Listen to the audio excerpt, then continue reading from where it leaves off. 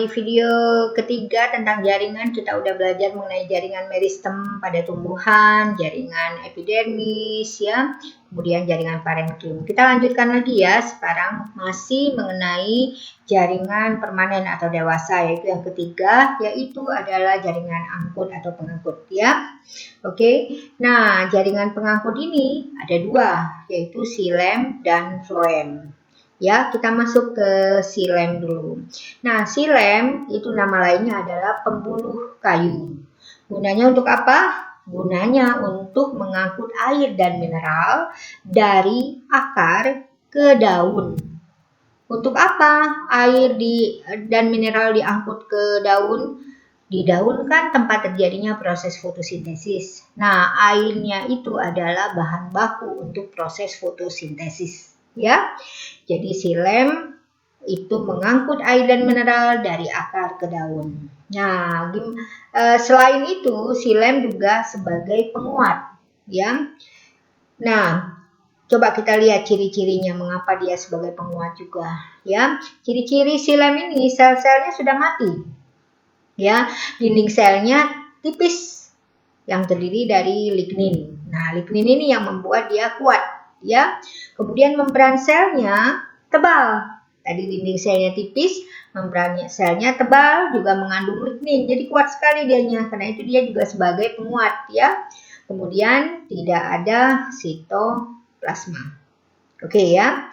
Nah, xilem ini bukan jaringan sederhana. Jadi dia tidak terdiri dari satu jenis sel, tapi mempunyai banyak jenis sel. Ya, apa saja sel yang terdapat di pembuluh xilem? Yang pertama adalah trakea. Ya, trakea ini adalah seperti tabung. Jadi selnya berbentuk tabung yang berdinding tebal, dilapisi selulosa dan lignin, sehingga keras dan kuat.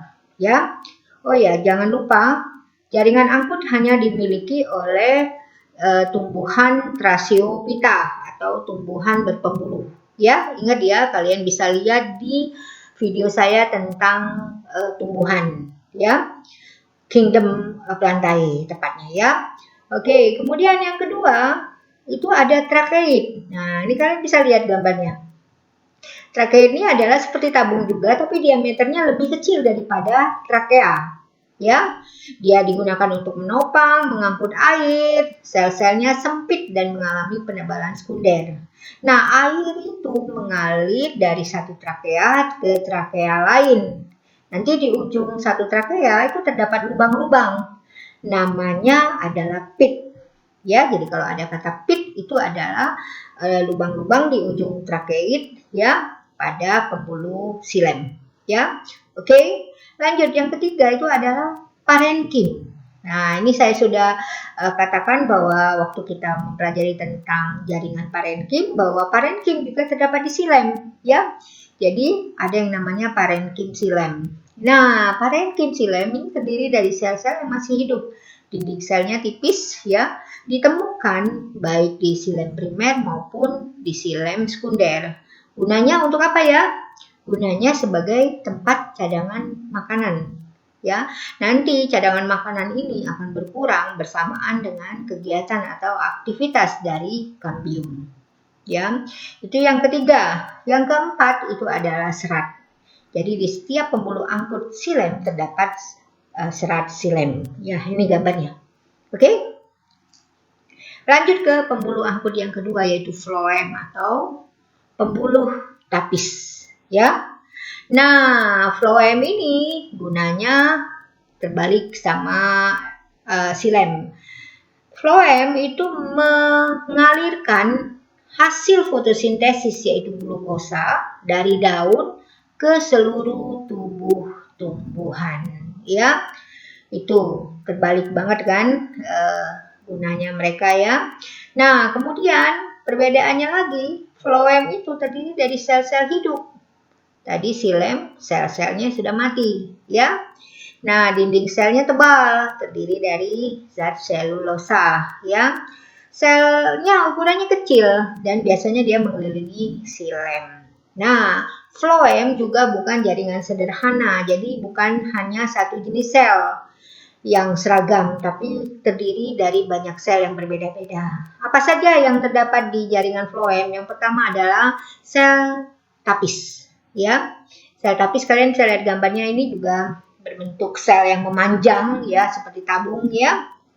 Nah, saat dewasa, sel tapis ini akan kehilangan nukleusnya, ya, dinding selnya tipis. Nah, pada ujung-ujung sel tapis juga terdapat lubang atau pori. Ya, sama seperti silem tadi. Kalau silem dinamakan pit, kalau sel tapis namanya daerah tapis. Kalian bisa lihat tuh lubang-lubang di sel tapis. Oke, sampai situ. Kemudian yang kedua, ya, yang pertama sel tapis, yang kedua itu adalah parenkim. Lagi-lagi di floem juga terdapat jaringan parenkim.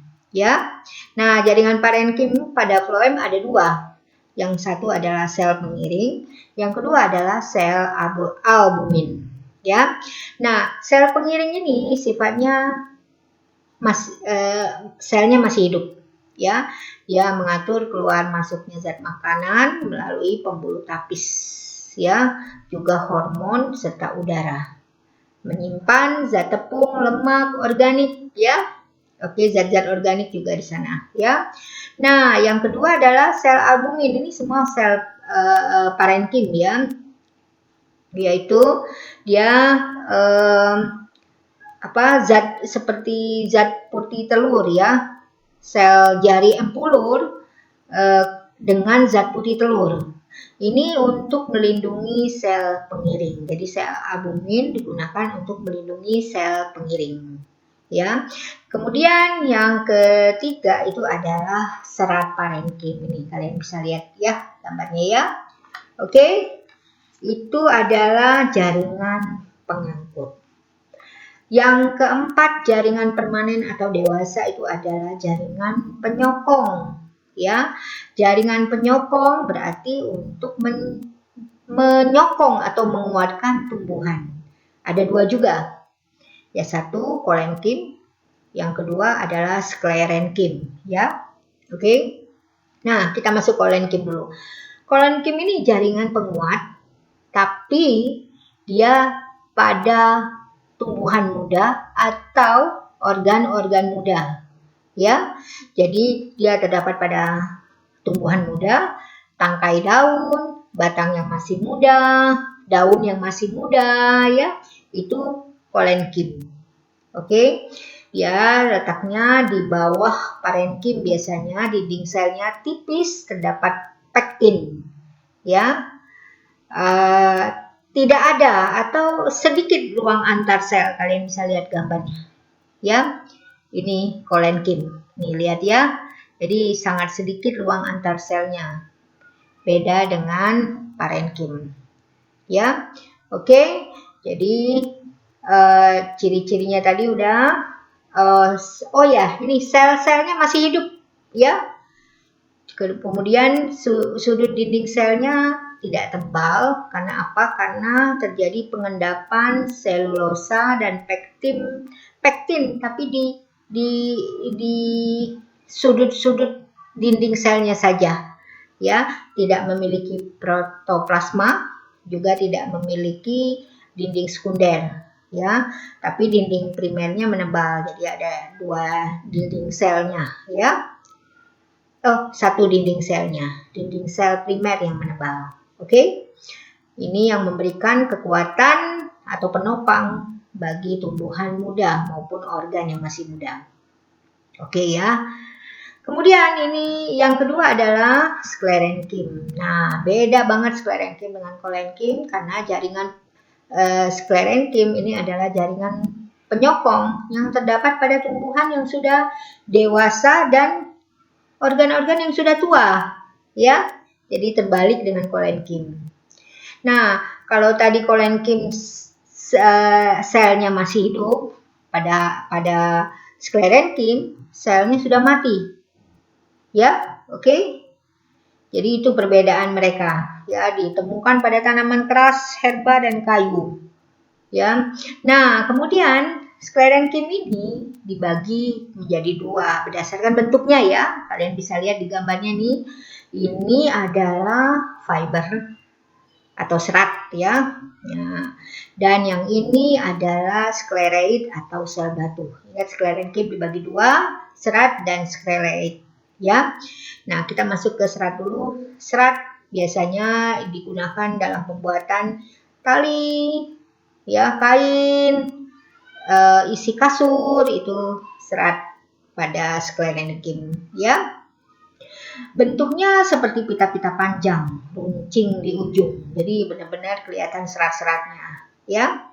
Oke, kemudian kalian bisa lihat di sini ya. Ini sklerenkim, ini fiber atau serat. Nah, ini yang sklereid nih atau sel batu. Ya, dinding selnya sangat tebal dan kaku. Dinding selnya itu terdiri dari selulosa, hemiselulosa, zat lignin ya. Itu ditemukan pada tanaman tua ya. Ligninnya juga waterproofing. Kemudian sel-selnya terdiri dari tidak ada ruang antar sel, jadi sangat-sangat rapat kayaknya. Ya. Dia biasanya digunakan untuk melindungi biji pada kelapa tuh. Kalau kalian lihat kelapa ya, itu sangat keras batok kelapanya. Ya, betul, itu adalah contoh dari sklereid atau sel batu. Oke. Nah, jadi kalian ingat di sini bahwa jaringan permanen atau dewasa pada tumbuhan biasanya itu terdiri dari sel-sel yang sudah mati, kecuali ya itu adalah sel parenkim, sel kolenkim dan floem. Jadi ingat ya, jaringan dewasa atau permanen pada tumbuhan yang masih memiliki sel-sel hidup adalah jaringan parenkim, kolenkim dan floem. Ya, kemudian tadi saya sudah katakan ada yang jaringan sederhana. Jaringan sederhana itu adalah jaringan yang terdiri dari satu jenis sel yang membentuk massa sel yang seragam. Nah, yang mana aja? Kalian bisa lihat bahwa jaringan sederhana itu dimiliki oleh jaringan parenkim, nih gambarnya ya. Kemudian kolenkim dan sklerenkim. Oke, sampai situ? Oke, berarti pelajaran kita mengenai jaringan baik tumbuhan maupun hewan itu sudah selesai. Saya harap sih kalian bisa mengerti ya. Oh ya, nanti ada juga video yang lain mengenai jaringan tulang keras maupun jaringan tulang rawan ya. Jadi kalian bisa menambah ilmu kalian melalui video-video itu. Semoga kalian mengerti dan video ini berguna ya.